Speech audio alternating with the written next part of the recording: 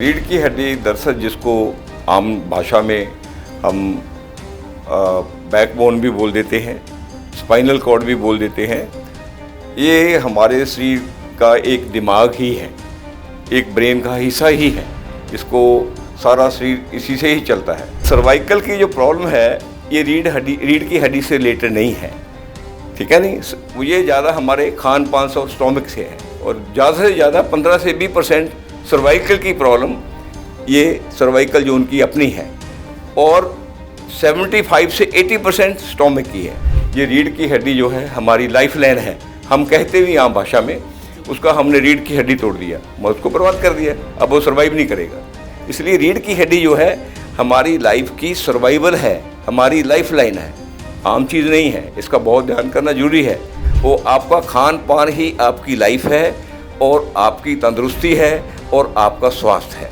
जब तक आप खान पान को ठीक नहीं करेंगे, दुनिया की कोई भी दवाई आपको ठीक नहीं करेगी। और ये ध्यान रखें कि खाना शरीर में बैलेंस बनाए, गैस ना पैदा करे, एसिडिटी ना पैदा करे, कॉन्स्टिपेशन ना बनाए। अगर आपको एसिडिटी, गैस और कॉन्स्टिपेशन नहीं होती, जितनी प्रचलित बीमारी हैं 90% से खाने से ही छुटकारा हो जाएगा। स्टेरॉइड खाने के बाद भी इंसान ठीक हो सकता है? स्टेरॉइड कोई दवाई नहीं है, ये टेम्परेरी हमारी इम्यूनिटी है और टेम्परेरी चीज़ें टेम्परेरी होती हैं। अगर रीढ़ की हड्डी का दर्द या जोड़ों का दर्द तेज बढ़ जाए तब क्या करें? इसके लिए बहुत घरेलू नुस्खे भी हैं, दवाइयाँ भी हैं।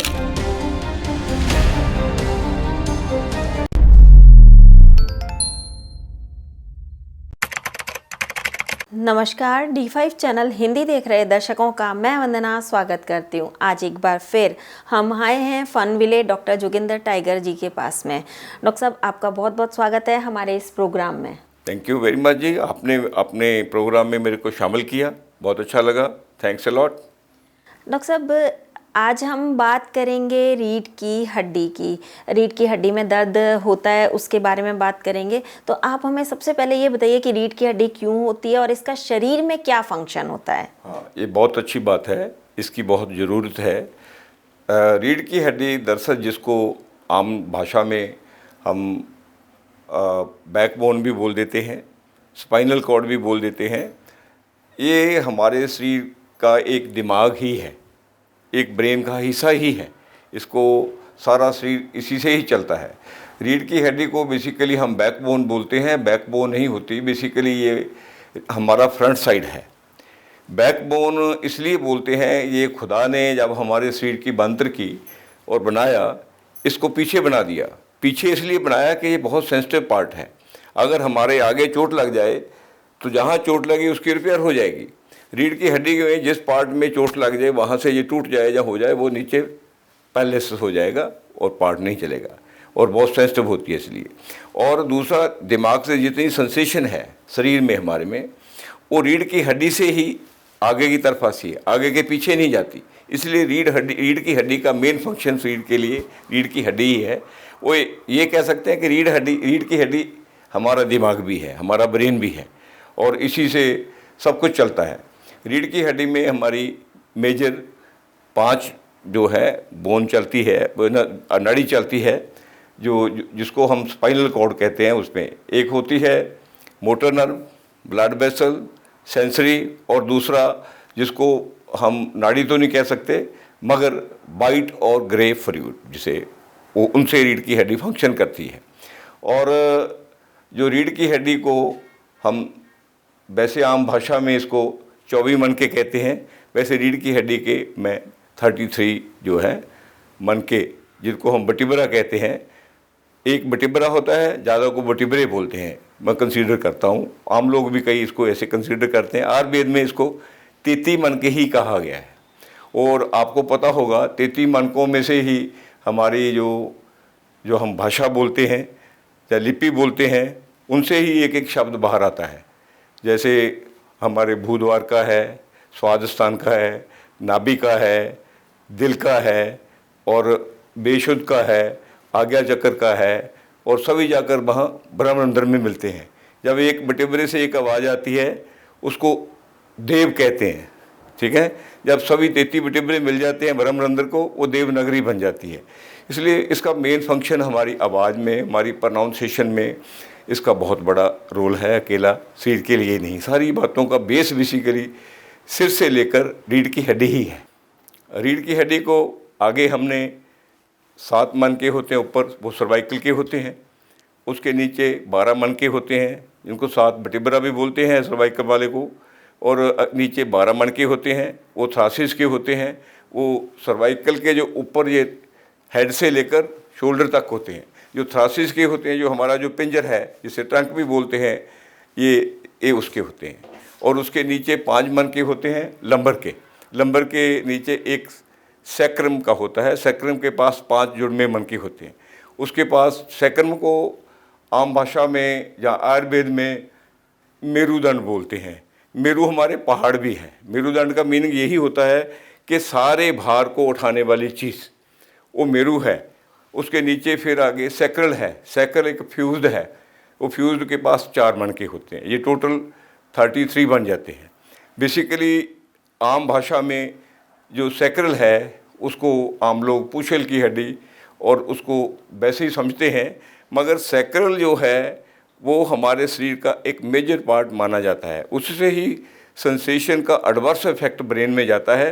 ब्रेन उससे ही बढ़िया काम करता है। जितना बढ़िया सैक्रल होगा, इसके लिए योग में भी भूं द्वार के इसलिए ही काम ज़्यादा महत्व दिया जाता है कि जितना बढ़िया सैक्रल और कॉक्सिक जो सबसे नीचे फ्यूज्ड वर्टिब्रे जिसको बोलते हैं, वो जितना बढ़िया फंक्शन उसका है उतना ही आपके ब्रेन का होगा। इसलिए रीढ़ की हड्डी का बहुत बड़ा योगदान है शरीर के लिए, बहुत बड़ा काम है।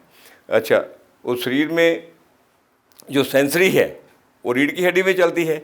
सेंसरी ही मैसेज लेकर जाती है, वही मैसेज लेकर आती है। मोटर नर्व अपना हमारी रिपेयर का दूसरा फंक्शन करती है। जो ब्लड वेसल है वो हमारे शरीर को एनर्जी प्रोवाइड करती है, वही वाइट सेल प्रोवाइड करती है, वही प्लेटलेट्स को कंट्रोल करती है, वही हमें प्लाज्मा के लिए शक्ति देती है। अगर रीढ़ की हड्डी में खराबी हो जाती है तो क्या मुश्किलें आती हैं और दर्द क्यों होता है, कहाँ होता है दर्द? हाँ, दरअसल रीढ़ की हड्डी में खराबी का कारण उसकी जो बंत्र है वो वर्टिकल है। वर्टिकल से ही वर्टिब्रे बने हैं, वो ऐसे एक दूसरे पे चिने हुए होते हैं। हर एक वर्टिब्रे के बीच में एक कुशन होता है। एक कुशन होता है जिसको हम क्या कहते हैं, कार्टिलेज। कार्टिलेज आगे लिगामेंट से, फिर टेंडन से, टेंडन को मसल से ऐसे बांधा होता है। ये सारा कुशन इसलिए होता है कि जो एक मनका है, एक वर्टिब्रा है, एक दूसरे से टकराए ना, रगड़ ना खाए। तो होता क्या है, जब हमें कोई शौक लगता है, या एक्सीडेंट होता है, या हमारे खान पान में कोई कमजोरी आती है, या कोई और मुश्किल आती है, तो हमारे सबसे पहले कुशन ही डिस्टर्ब होते हैं। कुशन ही डिस्टर्ब होते हैं। जब कुशन डिस्टर्ब होता है, डिस्टर्ब होने से कुशन अपनी जगह से इधर उधर हिल जाता है। इधर उधर हिलने से वो जो स्पाइनल कॉर्ड है ना, उसके अंदर जो वेन है वो सारी वेन में कर्व पड़ जाती है, डिस्टर्ब हो जाती है, उससे वो दब जाती है। तो उसमें फिर सर्कुलेशन की प्रॉब्लम सेंसरी में, मोटर नर्व में, ब्लड में, सभी में आ जाती है। उसकी वजह से जहाँ से ये बेंड पड़ता है या दबाव आता है, क्या होता है, वो वहाँ प्रेशर बढ़ जाता है। वो ब्लड आगे जाना चाह रहा है, वो प्रेशर की वजह से, जैसे हम ट्यूब किसी को ले लें, आगे जा नहीं पा रहा, वहाँ फिर स्पाज्म आता है, उसकी वजह से स्वेलिंग आ जाती है, उसकी पेन होती है। दूसरा कारण ये होता है कि रीढ़ की हड्डी अकेली नहीं, पूरे शरीर के लिए हमारे खान पान का बहुत बड़ा योगदान है। देखिए, जब हम खाते हैं सबसे पहले प्लाज्मा बनता है, प्लाज्मे से ब्लड बनता है, ब्लड से हमारे muscle, skin, bones, bone marrow, फिर बोन मैरो के आगे वीर्या, वीर्या से स्पर्म, ऐसे सारा कुछ उसी से बनता है। ऐसे ही जब हम कोई खान पान गलत करते हैं, गलत खान पान से हमारे ब्लड में जो प्लाज्मा होता है वो उसकी जो क्वालिटी है वो ख़राब हो जाती है। जैसे हमने ज़्यादा क्या किया, कोई ऐसी वादी वाली चीज़ जिसको हम आयुर्वेद में कहते हैं वादी वाली चीज़ खा ली, उसके क्या होगा, हमारे शरीर में बात जो है, बाजू का प्रकोप बढ़ जाएगा। जहाँ अगर हमने ज़्यादा गर्म चीज़ें खा ली, फिर क्या होगा, पित्त का प्रकोप बढ़ जाएगा। अगर हमने श्लेष्म वाली, कफ वाली चीज़ें कर दी, कफ का प्रकोप बन जाएगा। मैं एग्जांपल के लिए बता रहा हूँ, अगर आप ज़्यादा गर्म चीज़ें खा रहे हैं, अकेली ठंडी चीज़ें नहीं, उसके साथ आप दूसरी कोई और, जैसे बात की और कफ की, तीनों चीज़ ज़्यादा खा रहे हैं, उससे क्या होगा, मकदार बढ़ जाएगी। मकदार बढ़ने में सर्कुलेशन में प्रॉब्लम आएगी। अगर आप अकेला भात की चीज़ खा रहे हैं तो भात क्या करेगी, ज़्यादा वो अपने ब्लड में सर्कुलेट हो जाएगी। सर्कुलेट होकर जिस जोन में जाएगी, चाहे वो जॉइंट पेन में चली जाए, चाहे वो स्पाइन में चली जाए। बात से क्या होता है, हवा से क्या होता है, हम वातावरण में भी देखते हैं, जितनी हवा चलेगी उतने कपड़े हमारे गीले जल्दी ड्राई होते हैं। ऐसे वो जहाँ जहाँ जिस जोन में ज़्यादा उसका प्रकोप हो जाएगा, वहाँ जाकर हमारा जो फ्लूइड है, जो हमारी ग्रीस है, वो ड्राई हो जाएगी। ड्राई होने से फिर क्या होगा, खुश्की आ जाएगी।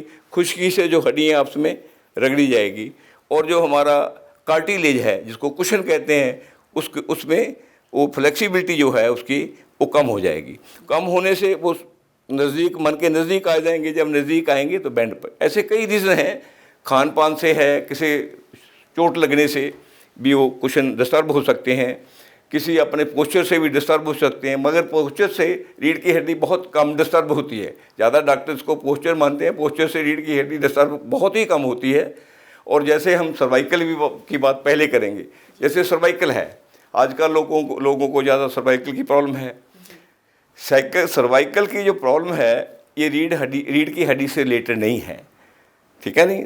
वो ये ज़्यादा हमारे खान पान से और स्टोमक से है। और ज़्यादा से ज़्यादा 15 से 20% सर्वाइकल की प्रॉब्लम ये सर्वाइकल जोन की अपनी है, और 75 से 80% स्टोमक की है। स्टोमक से दो वेन इधर आती है, जो जहाँ आती है, आकर यहाँ स्वेलिंग हो जाती है। और स्वेलिंग क्यों होती है, जब हम खान पान ऐसा करते हैं, पेट में गैस बढ़ गई, एसिडिटी बढ़ गई या कब्जी होगी, तो उस पे क्या होता है, जो हमारी अपान वायु जो नीचे की तरफ जानी सी, प्राण से मिलकर यहाँ ब्लड से सर्कुलेट होकर ब्लड से यहाँ चली जाती है। जब वहाँ जाती है, वहाँ जाकर वो बेंड हो जाती है, जो वेन है, उससे क्या होता है, स्पाज्म आता है। स्पाज्म से फिर पेन होती है, वो हम सर्वाइकल समझते हैं। हम इसको कोई डॉक्टर इसको कहता है यहाँ पटा डाल ले, कोई कहता है यहाँ इसको स्पोर्ट डाल ले, कोई कहता है ये कर ले। अगर हम खान पान ठीक कर लेते हैं, हमारा कॉन्स्टिपेशन, गैस और एसिडिटी वो ठीक होने लगती है, तो ये भी ठीक होने लगता है। इसलिए सर्वाइकल का ट्रीटमेंट सबसे बढ़िया ये है कि अपने खान पान को कंट्रोल करें। उसके आगे थ्रासिस है। थ्रासिस का क्या फंक्शन है, इसके 12 वर्टेब्रे होते हैं। 12 वर्टेब्रे 12 जोन को डील करते हैं। हमारे जितना भी पिंजर जिसे हम बोलते हैं, या जिसको ट्रंक बोलते हैं, उस जोन में जितने भी हमारे ऑर्गन्स हैं, उनको खुराक देना, उनकी सप्लाई करना, उसकी रिपेयर करना, उसका खबर रखना, ये रीढ़ की हड्डी का फंक्शन है। उसके आगे हमारे 5 लंबर के वर्टेब्रे हैं। ज़्यादा प्रॉब्लम हमारे सर्वाइकल में या जहाँ हमारे लंबर में आती है। जो लंबर के वर्टेब्रे हैं, उनका फंक्शन नीचे की तरफ है ज़्यादा सारा, जहाँ जो हमारी नेवल है, इसके नीचे की तरफ है। ये सारी जितनी गायनी की प्रॉब्लम है लेडीज़ में, बच्चे की प्रॉब्लम है, कब्जी की, और हमारी कब्जी की प्रॉब्लम है। कब्जी की प्रॉब्लम क्या है कि हमारी स्मॉल इंटेस्टाइन है, लार्ज इंटेस्टाइन है। उसके बाद क्या होता है, हमारा जो पखाना है रेक्टम में जाके टिकता है। लार्ज इंटेस्टाइन में पखाना और पेशाब हमारा बनता है। पेशाब किडनी नहीं बनाती, लार्ज इंटेस्टाइन बनाती है। उसके आगे वो किडनी के पास चले जाता है, ब्लैडर के पास। तो उसमें क्या होता है, जब वो हमारे वहाँ गैस इकट्ठी होती है किसी ढंग से, उस जोन में क्या वो गैस सर्कुलेट हो जाती है। सर्कुलेट होने की वजह से वो एडवर्स इफेक्ट करती है उस जोन में जाकर, वर्टेब्रे में जब अफेक्ट करती है, तो सर्कुलेशन ब्लड की कम हो जाती है। उस कम होने से एक तो एनर्जी नहीं रहती, दूसरा वो एडवर्स इफेक्ट करने से वहाँ प्रेशर बढ़ जाता है, स्पाज्म आ जाता है। स्पाज्म आने की वजह से वहाँ पेन होती है। वो पेन ऐसा होता है कि यहाँ से 4 वेन जो है, दोनों बाहर की तरफ, 2 आगे की तरफ, 2 पीछे की तरफ, 2 इनर की तरफ, 4 वेन जाती है, जिनको साइटिका नर्व बोलते हैं। उसका दर्द उसी का कारण होता है। वो आगे इसका लंबा विस्तार है, फिर लंबा करेंगे। उसके बाद हमारे फिर सैक्रल और कॉक्सी है। सैक्रल और कॉक्सी में क्या होता है, जब हमारे लंबर में और उसके ऊपर वाला जो मनका है, वर्टेब्रा है सैक्रल का, जहाँ ज्वाइंट करते हैं, जहाँ उनका ट्रायंगल मिलता है, जहाँ मेरुदंड है, जिसे मेरू पहाड़ भी है हमारे, उस पे ऊपर टिकी होती है, वो हमारी रीढ़ की हड्डी की सारी फंक्शन है। जहाँ अगर वो वेन, जिसको हम S1 बोलते हैं, और उसके साथ ये लंबर की बेन, जब दोनों इकट्ठी हो जाती है तो हमें चलना फिरना मुश्किल हो जाता है। ये ज़्यादा प्रॉब्लम ऐसी प्रॉब्लम में लेडीज़ में आती है, क्योंकि लेडीज़ को ये आगे जाकर ये बेन बुतों को डील करती है। लेडीज़ का ये हिस्सा जो है आदमी के कंपैरेटिवली भारा रहता है, क्योंकि उसने बच्चों को जन्म देना होता है। ऐसे रीढ़ की हड्डी का बहुत बड़ा फंक्शन है हमारे शरीर में, और इसके बिना हमारी सर्वाइवल नहीं। बेसिकली हम ये कह सकते हैं ये रीढ़ की हड्डी जो है हमारी लाइफ लाइन है। हम कहते भी आम भाषा में, उसका हमने रीढ़ की हड्डी तोड़ दिया, मैं उसको बर्बाद कर दिया, अब वो सर्वाइव नहीं करेगा। इसलिए रीढ़ की हड्डी जो है हमारी लाइफ की सर्वाइवल है, हमारी लाइफ लाइन है, आम चीज़ नहीं है। इसका बहुत ध्यान करना जरूरी है। इसके बचाव के लिए खान पान कैसा होना चाहिए? हाँ, इसके बचाव के लिए हमें देखिए, हमारे पास 5 किस्म के फूड होते हैं। 5 किस्म का ही हमारी बॉडी का स्वभाव है। एक फूड वो है जो डाउन बढ़ जाता है, एक फूड वो है जो अप बढ़ जाता है, एक फूड वो है जो आउट बढ़ जाता है, एक फूड वो है जो इन बढ़ जाता है, एक फूड जो है बैलेंस होता है। ऐसे ही हमारे स्वाद हैं, ऐसी हमारी हवा है। हमारी एक वो है जो पान बाजू है, जो पखाने, टट्टी, पेशाब, बीरिया और मेंसेस और बच्चे को जन्म देने में सब नीचे लेकर जाती है। एक हमारी बैलेंस बनाती है। और तीसरी हवा हमारी प्राण बाजू है, जो प्राण को ऊपर रखती है। फिर वेदान बाजू, हवा, लंबा काम है। ऐसे ही हमें खाने के लिए जो बैलेंस फूड है वो खाना चाहिए। ऐसा फूड कभी नहीं खाना चाहिए जैसे खाने में किसी में बयाबादी है, जैसे पुरानी गोभी है, फ्रिज का खाना है, आलू पड़े हैं फ्रिज में, कड़ी पड़ी है फ्रिज में, हम जो खाएंगे वो गैस बनाएगी। जब गैस बनेगी तो हमारा पेट फूलेगा। उसका स्वभाव क्या है? आउटवर्ड है। और हमारे पास ठंडी किस्म की चीज़ें पड़ी है, फ्रिज में खाना पड़ा है, किसी में इमली ज़्यादा है, किसी में नींबू ज़्यादा है, किसी में पुदीना ज़्यादा है, किसी में धनिया ज़्यादा है। वो एक तो फ्रिज में पड़े हैं, एक वैसे स्वभाव के ठंडे हैं। अगर हम ज़्यादा खाएंगे क्या होगा? वो अंदर क्रैम्प्स डालेंगे। उसका स्वभाव क्या है? इनवर्ड है। जैसे जितने हम ज़्यादा फ्लेमेबल चीज़ें खाएंगे, कुछ लोग जैसे है ज़्यादा इलायची का प्रयोग करते हैं, लौंग का प्रयोग करते हैं। नीमक की मी है ना ये भी, तू 5 इलायची खा ले, तू 3 इलायची खा ले, तू 2 इलायची खा ले, तू 2 लौंग खा ले, तू ऐसी चीज़ खा ले, है ना, तू ये फलाना पत्थर खा ले, इसमें इतनी खुशबू है। ठीक है, वो क्या है, जितनी खुशबूदार चीज़ें हैं खाने की, जैसे हम बियर पियेंगे या शराब पियेंगे, उससे आपको क्या होगा? पखाना नहीं लगेगा, टटिए नहीं लगेगी, क्या होगा? उल्टी आएगी। क्योंकि उसका जो जितनी फ्लेमेबल चीज़ें हैं, खुशबूदार चीज़ें हैं, दीज आर द फ्लेमेबल, उनका स्वभाव ऊपर बढ़ जाएगा। एक वो खाना है जिनका स्वभाव डाउनवर्ड है, जैसे आप जितने अनाज खाएंगे, एग्जाम्पल दे रहा हूँ, बहुत खाने हैं। आप मूंगी खाएंगे साबुत, मसूर खाएंगे, दाने खाएंगे, मूंगफली खाएंगे, बादाम खाएंगे, जितने दानेदार चीज़ें खाएंगी उससे आपको क्या होगा? मोशन आएगा। अमरूद खाएंगे ज़्यादा, लूज मोशन आएगा। कई बार ज़्यादा ऐसे दाने होते हैं जिनसे हमें क्या होता है? पखाने भी लग जाते हैं, जिससे हमें डायरिया भी हो जाता है। इसलिए वो खाना वो खाएं जो बैलेंस हो, जिसमें ये बाता भी हो, पित्ता भी हो, कफ भी हो, डाउनवर्ड जाने वाला भी हो, अपवर्ड जाने वाला भी हो, वो हमारे सेंट्रल सिस्टम को। इसलिए जितना भी हमारा सेंट्रल सिस्टम बैलेंस में रहेगा, रीढ़ की हड्डी भी उतनी बैलेंस में रहेगी। और रीढ़ की हड्डी में और सारे शरीर में सारा कुछ जो सही मकदार में रहता है हमारी सेंट्रल नर्व से ही रहता है। अगर सेंट्रल नर्व हमारी ठीक है, रीढ़ की हड्डी भी ठीक है, हम भी ठीक है और बीमारियों से भी बचे हुए हैं। इसमें चाय कॉफ़ी अक्सर लोग पीते हैं, चाय तो बहुत ही ज़्यादा लोग पीते हैं भारत में तो ख़ास तौर से, तो क्या सही रहता है चाय पीना? चाय थोड़ी मात्रा में तो ठीक होता है, क्योंकि चाय एक ऐसी चीज़ है, क्योंकि बहुत कमर्शियल लोग एडवर्टाइज करते हैं, सोनी सोनी लड़कियाँ, सोनी सोनी एक्ट्रेसें, इनका टीवी पे अपना जितना भी है ना प्रचार करती है। दरअसल उनका कोई एक्सपीरियंस नहीं होता। वो क्या होते हैं? वो कंपनियों के मैगजीन, कंपनियों का लिटरेचर, गूगल का लिटरेचर पढ़कर बातें करती है। गूगल में भी इंटरेस्टिंग चीज़ें वही है जो गूगल को चलाते हैं।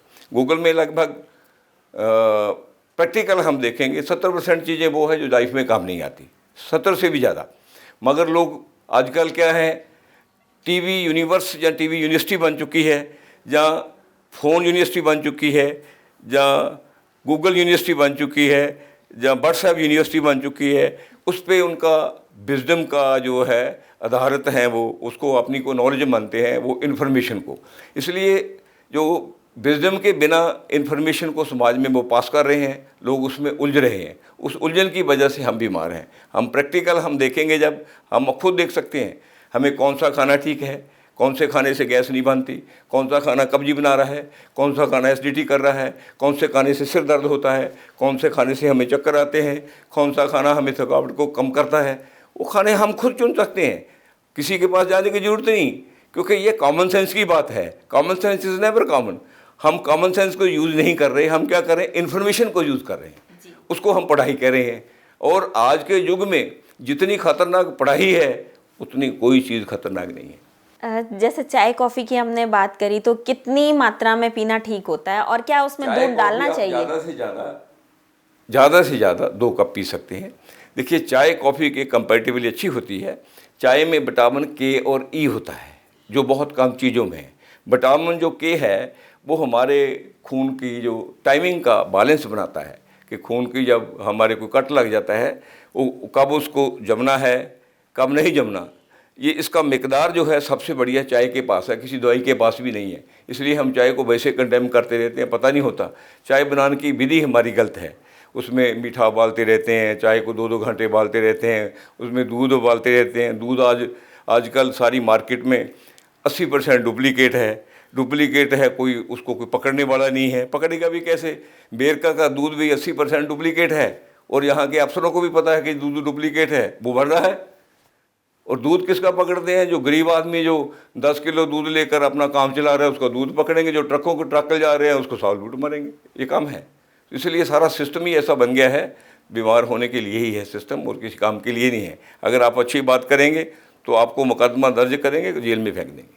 अगर दूध काम में लें तो कौन सा लेना चाहिए? दूध का जैसे चल रहा है, या तो दूध अपना हो, ठीक है। दूध इसलिए बढ़िया था, गाय का दूध भी, भैंस का दूध भी, वो खुले चरान में खाते पीते थे। उनको बिना खाद के, बिना फर्टिलाइज़र के, बिना स्प्रे के खाना मिलता था। आजकल दूध जो मिल रहा है वो बाज़ार का वही है जो कमर्शियल लोग उसकी फीड तैयार कर रहे हैं। बेसिकली दूध नहीं पी रहे, हम फीड से बना हुआ पदार्थ पी रहे हैं। इसलिए दूध कोई यूज़फुल नहीं है। अगर आपकी गाय भैंस घर का खाना खाती है, अपने खेत का खाना खाती है, फिर तो दूध यूज़फुल है, वरना दूध टोटली बेकार है। जोड़ों का दर्द और रीढ़ की हड्डी के दर्द में क्या फ़र्क होता है? हाँ, रीढ़ की हड्डी और जोड़ों में ज़्यादा फर्क नहीं होता। होता क्या है, जो रीढ़ की हड्डी है वो वर्टिकल है। वर्टिकल से ही वर्टिब्रा का शब्द आया। वर्टिकल ऐसे ऐसे ऐसे एक दूसरे पे रखी हुई है। वर्टिब्रे का जन्म भी उसी से, उसी को, इसलिए उसको वर्टिब्रा बोलते हैं। और जो दूसरी बोंद है वो हॉरिजेंटल है। उनका जो टक्कर है ऐसे होती है, वर्टिब्रे की ऐसे होती है। दर्द एक को जैसे होते हैं, बीमारी भी एक को जैसी होती है। इनको हम मेडिसिनल सिस्टम में बहुत बुरी तरह हमने उलझाया हुआ है, क्योंकि मेडिसिनल सिस्टम ने जितना उलझाकर लोगों को गुमराह किया है, इनोसेंट लोगों को लूट रहा है, उतना कोई चीज़ नहीं लूट रहा। हम लोगों को ठीक करने के नाम पे लोगों को उलझा रहे हैं और लूट रहे हैं। रीढ़ की हड्डी को ठीक करने के क्या उपाय हैं? जो जोड़ों को दर्द के ठीक करने के उपाय हैं, जो आपकी बॉडी के दर्द को ठीक करने के उपाय हैं, लगभग मिलते जुलते वही उपाय हैं। देखिए, आपको मैं पहले कह रहा हूँ, एक अपना सबसे पहले खान पान का ध्यान करें। वो आपका खान पान ही आपकी लाइफ है और आपकी तंदुरुस्ती है और आपका स्वास्थ्य है। जब तक आप खान पान को ठीक नहीं करेंगे, दुनिया की कोई भी दवाई आपको ठीक नहीं करेगी। दवाई दरअसल आपकी हेल्थ नहीं होती, दवाई तो हेल्थ के लिए थोड़ी बहुत ही हेल्पफुल होती है। ये दिमाग में हमारे फंसा दिया गया है कि मेडिकल साइंस आपको ठीक करती है। मेडिकल साइंस ज़्यादा आपको बीमार करती है। वो कभी कभी हेल्पफुल होती है, कभी जो बड़ी सर्जरी की ज़रूरत होगी वो 100 की 100 में 1-2 की होती है। आजकल क्या कर रहे हैं, 1-2 की सर्जरी की ज़रूरत है, 100 कर रहे हैं। ये मेडिकल साइंस यहाँ पहुँच चुकी है। इसलिए सबसे पहले लोगों को अगर तंदुरुस्त और ठीक रहना है, अपने खान पान को ठीक करना होगा और नेचुरल बनाना होगा और नेचुरल सोर्स से लेना होगा। ये टिंड पैक, ये फैक्ट्रियों के खाने, ये कुकर का खाना, ये फ्रिज का खाना, ये रिफाइंड ऑयल, ये सब चीज़ें, ये चीनी, ये डेंजरस चीज़ें हैं। आप देखिए, कुकर में खाना बनता नहीं है। कुकर में खाना क्या होता है, मरता है। जब कुकर में कोई चीज़ डालेंगे, इतना प्रेशर होगा, खाना फट जाएगा, सब्जी भी फट जाएगी, मीट बनाएंगे उनकी बोन्स अलग हो जाएगी, वो खाना बनता नहीं है। खाने को घर में चूल्हे पे या गैस पे किसी चीज़ पे भी बना लें जो आपके पास सोर्स हैं, मगर उसमें ऐसे बर्तन में बनाएं कि वो स्लो आहिस्ता आहिस्ता पके और आपके खाने के काबिल बन जाए। सब्जियों को ज़्यादा ना पकाएं, कम पकाएं।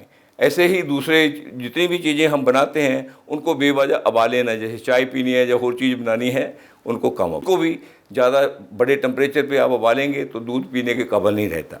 दूध हमारे पहले जब उबालते थे उसको हारे में उबालते थे, वो लगभग 80-90 डिग्री पे कड़ता रहता था, इसलिए दूध जीता रहता था। अब दूध को जब हम बड़े सेक पे उबालते हैं 150-200 डिग्री पे, तो दूध में जितनी भी काम की चीज़ें हैं, विटामिन हैं, मिनरल्स हैं, ज़ाया हो जाते हैं, दूध पीने के काबिल नहीं रहता।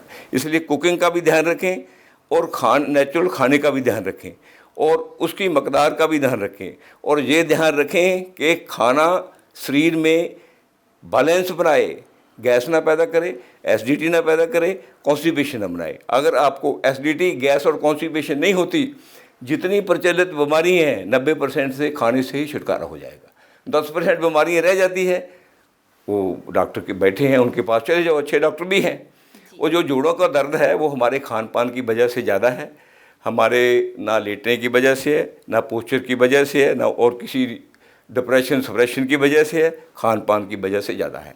डिप्रेशन सप्रेशन तो लाइफ का, अपने आपके कामकाज का, सभी के कामकाज का इस समाज में हिस्सा है, इसलिए उसको आइसोलेट नहीं कर सकते आप अपने आप से। अब जब इस समाज में जीना है तो आपको प्रेशर में भी जाना होगा, डिप्रेशन में भी जाना होगा। उसको निकलने का एक ही ढंग है कि टाइम पे, सही टाइम पे सो जाएं, सुबह एक्सरसाइज करें और खाना ठीक खाएं और ठीक सोचें और ज़िंदगी में बढ़िया से बढ़िया, सुंदर से सुंदर किताबें पढ़ें। अगर रीढ़ की हड्डी का दर्द या जोड़ों का दर्द तेज बढ़ जाए तब क्या करें? तो उसके लिए बहुत घरेलू नुस्खे भी हैं, दवाइयाँ भी हैं। अगर तेज़ बढ़ जाता है, हमारे पास देखिए मैं आपको बताता हूँ, यूकलिप्टस ऑयल है, तिलों का तेल है, कैम्फर है, और उन तीनों को मिक्स कर लें। तीनों को मिक्स करके ये जो फरनाइल है थोड़ी सी उसमें डालें। फरनाइल, आपको लोगों को हंसी आती होगी, और जितनी अपनी स्पाइन में दर्द के लिए टीके लगते हैं सारे फरनाइल से बनते हैं। जो हम कहते हैं ना आपको दर्द नहीं होगा, फरनाइल वहाँ सुन्न कर देती है। जब दिमाग की कोई चीज़ परेशान करती है तो उसको शांति देनी है तो अभी फरनाइल का टीका है, उसका नाम बदल रखा है डॉक्टरों ने, और कुछ नहीं है। आपको कहते हैं फरनाइल जहर है, अगर 6% फरनाइल को आप यूज़ करते हैं और मेडिसिन में तो ख़राब नहीं करती, इसलिए उनका तेल यूज़ करें। तेल को जब आप उस जगह पे लगाएंगे जहाँ पेन हो रही है तो ठीक हो जाएगी, और उसके लिए फिर आप अदरक की चाय पी लें, ठीक है। और उसके लिए घर में दवाइयाँ बना लें, अश्वगंधा बना लें, मीठी संजय है, कमरकस है, अदरक है, और कितनी चीज़ें हैं उनको मिक्स करके, गूगल है, गूगल ले सकते हैं आप, शुद्ध गूगल बनाकर उसमें त्रिफला डालकर ले सकते हैं। कितनी चीज़ें हैं जो उसको ठीक करेगी। गूगल में एक ऐसी खूबी है, वो बड़े से बड़े दर्द को भी ठीक कर देती है, और कहीं फैट जमी हो उसकी वजह से दर्द हो रहा हो उसको खोल भी देती है। अभी आपने बात करी त्रिफला की, तो त्रिफला को किस तरीके से लेना चाहिए और कितनी मात्रा में लेना चाहिए? त्रिफला ऐसा है, ये बहुत ही एक मुफीद पाउडर है, जो दवाई कह सकते हैं इसमें 3 चीज़ों का मकदार होता है, औला, बेहेड़ा, हर्ड।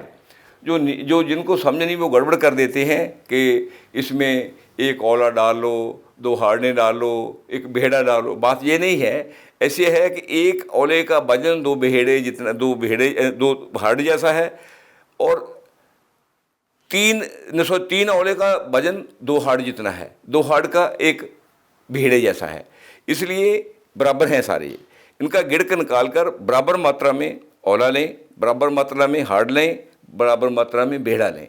इन तीनों को मिक्स करके इनको ग्राइंड कर लें, पाउडर बना लें। ज़्यादा महीन पाउडर ना बनाएं। उसमें सीजन के मुताबिक, जैसे बरसात का या गर्मी का मौसम है, स्वेटिंग का मौसम है, थोड़ा नमक डाल सकते हैं। उसके आगे बरसात से पहले का मौसम है, उसमें और पसीना और तरह का आता है, उसमें हल्का मीठा और नमक डाल सकते हैं। सर्दी का मौसम आ गया, उसमें थोड़ा बहुत आप अदरक भी डाल सकते हैं। फिर जब मिड सीजन जिसे कहते हैं, दिसंबर से फरवरी तक, उसमें थोड़ा बहुत कुटकी डाल सकते हैं। अलग अलग मात्रा में औला बन जाता है। शुद्ध भी ले सकते हैं, किसी चीज़ को मिक्स करके भी ले सकते हैं। औला बहुत बढ़िया चीज़ है, ये आपको ले लेना चाहिए, मगर ये बात का ध्यान रखना चाहिए कि औले के बाद 7-8 घंटे बाद पखाने का प्रेशर पड़ता है। अगर उन्हें बाहर अंदर आपने जाना है तो उससे 8 घंटा पहले औले का ये त्रिफले का इस्तेमाल करना चाहिए। जी, त्रिफले का जब इस्तेमाल करते हैं तो क्या दूध के साथ में करें या गुनगुने पानी के साथ में करें? देखिए, आयुर्वेद और नेचुरल सिस्टम एक ही चीज़ कहता है कि कोई भी आपने दवाई खानी है शुद्ध पानी के साथ लें, और सीजन के मुताबिक अगर ज़्यादा सर्दी है तो पानी को गुनगुना कर लें, अगर गर्मी है तो नेचुरल जो रूम टेम्परेचर है उसके साथ लें। उसके बाद आप दूध पी सकते हैं, मगर दूध से त्रिफला लेना मेरे ख्याल में ज़्यादा अच्छा नहीं है। पहले उसको पानी से लें, मगर लें ऋतु के मुताबिक और रूम टेम्परेचर का पानी हो। अगर सर्दी है तो गुनगुना कर लें, उसके आधा घंटे बाद दूध पी लें। दूध अच्छी चीज़ है, पूरी चीज़, मगर दूध अगर घर का हो और चरान में चरने वाले पशुओं का हो। रीढ़ की हड्डी में जब दर्द होता है तो क्या पूरे शरीर में दर्द हो सकता है उससे, या और कौन कौन सी बीमारियां हो सकती हैं उससे? हाँ, रीढ़ की हड्डी में दर्द ऐसा है कि रीढ़ की हड्डी में हमारे 33 वर्टिब्रास हैं। 33 वर्टिब्रा से जैसे लंबर से हैं, वो नीचे की तरफ सर्कुलेटरी सिस्टम है उसका, जो ट्रंक का है वो इधर की तरफ है, जो सर्वाइकल का है जैसे लंग का है, हार्ट का है, शोल्डर का है, बाजू का है, उसको डील करती है। और जिस जोन को जो वेन डील करती है उसी जोन में रीढ़ की हड्डी की प्रॉब्लम से वो प्रॉब्लम आनी शुरू हो जाती है। जिस वर्टिब्रा में वो प्रॉब्लम है, वो वर्टिब्रा जिस जोन को डील करता है उसमें प्रॉब्लम आ जाती है, उसमें भी पेन होती है, उसके आगे उसमें भी प्रॉब्लम बढ़ सकती है। उसकी प्रॉब्लम बढ़ने से आगे घातक रोग भी हो सकते हैं अगर हम इलाज नहीं कराएंगे। रीढ़ की हड्डी का दर्द कितने दिनों में ठीक हो जाता है, या रीढ़ की हड्डी में कोई प्रॉब्लम होती है तो वो बीमारी कब तक ठीक होने का हो सकता है? देखिए, रीढ़ की हड्डी में सबसे ज़्यादा दर्द हमारे जो लंबर जोन में होता है, उसके बाद सर्वाइकल में होता है। थ्रासिस का दर्द बहुत कम होता है। थ्रासिस में अगर दर्द होता है तो 12 जो 12वां नीचे का वर्टिब्रा है और लंबर का वर्टिब्रा है, जब उसका जोन है, जो उसका जो जॉइंट है, वो जॉइंट का कुशन है, उसमें दर्द होता है। थ्रासिस में बहुत कम दर्द के चांस हैं, चोट वोट कोई बड़ी आ जाए तब होते हैं। जो सर्वाइकल का है उसके बारे में मैं आपको बता ही दिया कि सर्वाइकल का जो दर्द है वो 15 से 20% शायद वर्टिब्रा की देन हो, जहाँ वर्टिब्रा की प्रॉब्लम से हो। 80 से लगभग 85% या 75% से 85% वो स्टोमक की देन है। मेरे पास आते हैं, एक भी सर्वाइकल का पेशेंट मेरा आज तक पेंडिंग नहीं है। और कितने बड़े बड़े वो जहाँ हेल्प डालकर आते हैं, गले में पट्टे डालकर आते हैं, कितनी स्पोर्ट डालकर आते हैं, वो मैं तुरंत उसको 5-7 दिन में लहा देता हूँ। इसकी ज़रूरत नहीं होती, वो नेग्लिजेंसी से डाले हुए होते हैं, क्योंकि उसका रीज़न पेट ही होता है। और जो लंबर जोन का है उसका भी हमारा पेट ही होता है, मगर लंबर जोन का जो दर्द है थोड़ा कुछ टाइम लेता है। उसके कई रीज़न होते हैं, कभी हमारे को जर्क आ जाती है, कभी झटका लग जाता है, कभी बैठने में भी हाथ में कोई प्रॉब्लम रहती है, कहीं हमारे पोस्चर की प्रॉब्लम रहती है, कई बार हमारी टांग में चोट लग जाती है, कभी चलते फिरते हमारा पैर जो है गलत जगह टिक जाता है, ऊंची नीचे जगह टिक जाता है, पैर बेंड हो जाता है, उससे वहाँ उस जोन में जर्क पड़ती है।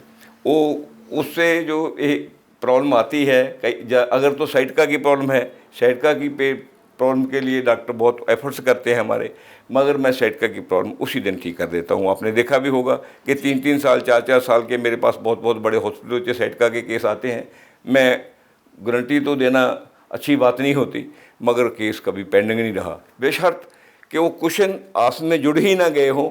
उनको मैं ऊंचे नीचे दवाई से नहीं कर सकता, उसको सर्जरी की ज़रूरत पड़ती है। अगर सर्जिकल केस ना हो तो 100% वो ज़्यादा से ज़्यादा 1 महीने में ठीक हो जाता है। जब कुशन्स के ख़राब हो जाते हैं या सिकुड़ जाते हैं जिनको कि कहा जाता है, तो ऐसे में पेन भी बहुत ज़्यादा होता है, उस वक्त क्या करना चाहिए?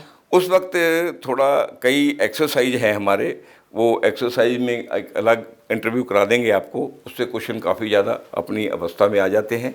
और उसके लिए कुछ खुराकें हैं, जैसे हमारे पास कार्टिलेज हैं। कार्टिलेज में रिपेयर के लिए बहुत कम दवाइयाँ हैं, मगर जो हमारा बैम्बू है, बांस है, उसके जॉइंट में एक तवासीर होती है, ठीक है, वो सबसे बढ़िया एक ही चीज़ है वहाँ, क्योंकि कार्टिलेज हैज़ नो वेसल। जहाँ हमारे ब्लड वेसल होगी वहाँ ही हमारी मरम्मत करेगी दवाई। जहाँ ब्लड जाएगा, ब्लड से ऑक्सीजन जाएगी, मरम्मत होगी। मगर cartilage has no blood vessel, उसके पास कोई भी खून जाने का और रिपेयर करने का ज़रिया नहीं है। जो तवासीर है वो एक ही चीज़ है जो फ्लूइड की तरह वो हमारी बॉडी से वहाँ चली जाती है और उसका ऑयलिंग सिस्टम को भी बढ़ा देती है और कार्टिलेज को भी स्ट्रॉन्ग कर देती है। फिर तो जिनको घुटनों का दर्द होता है उनको भी आराम आ जाता होगा? हाँ, तकरीबन मेरे घुटनों का रिजल्ट कितने लोग आते हैं आपने देखा है, आपके वो फादर साहब को भी देखा होगा, और रिप्लेस होने चल नहीं पा रहे थे बहुत, उनको डॉक्टरों ने नी रिप्लेसमेंट कहा था और उसके बाद वो अब आराम से चलने लग गए। जी जी बिल्कुल। तो मेरे पास बहुत लोग आते हैं घुटने का केस कम ही पेंडिंग रहते हैं, बशर्ते कि वो घुटनों के साथ उसको रिहेमाटॉइड आर्थराइटिस ना हो। रिहेमाटॉइड आर्थराइटिस में थोड़ा मुश्किल हो जाता है, क्योंकि जो हड्डियाँ हैं वो बिंगी हो जाती है, बिंगी होने की वजह से अलाइनमेंट गलत हो जाती है, उसको ठीक करना बड़ा मुश्किल होता है। मगर वो केस भी हमारे से, अगर ज़्यादा हड्डी बिंगी ना हो, ठीक हो जाते हैं। ऑस्टियोआर्थराइटिस और यूरिक एसिड वाला आर्थराइटिस, ये तो बहुत आसान, थोड़े दिनों में ही ठीक हो। यूरिक एसिड तो खैर कोई बात ही नहीं, वो तो आपने देखा होगा 15-20 दिन में ही ठीक हो जाता है, नहीं तो लोग सारी सारी उम्र दवाइयाँ खाते हैं। मगर मेरे पास शायद ही कोई केस पेंडिंग रहता हो। अक्सर डॉक्टर के पास जाते हैं, एलोपैथिक डॉक्टर के पास में, तो वो स्टेरॉइड देते हैं, तो क्या उसको खाने के बावजूद भी लोग ठीक हो जाते हैं? देखिए, ये तो डॉक्टर को पता है जो दवाई दे रहा है। मैं तो अपनी बात करता हूँ। मैं कभी किसी को ना तो पेन किलर देता हूँ, ना कभी स्टेरॉइड देता हूँ, पेशेंट को ठीक करता हूँ। मैं किसी पे उसको जानता ही नहीं, पता ही नहीं क्या दे रहा है, मैं किसी पे कमेंट्स मैं नहीं पास कर सकता। मैं तो अपने बारे में बता सकता हूँ कि I am giving that kind of treatment to the patient.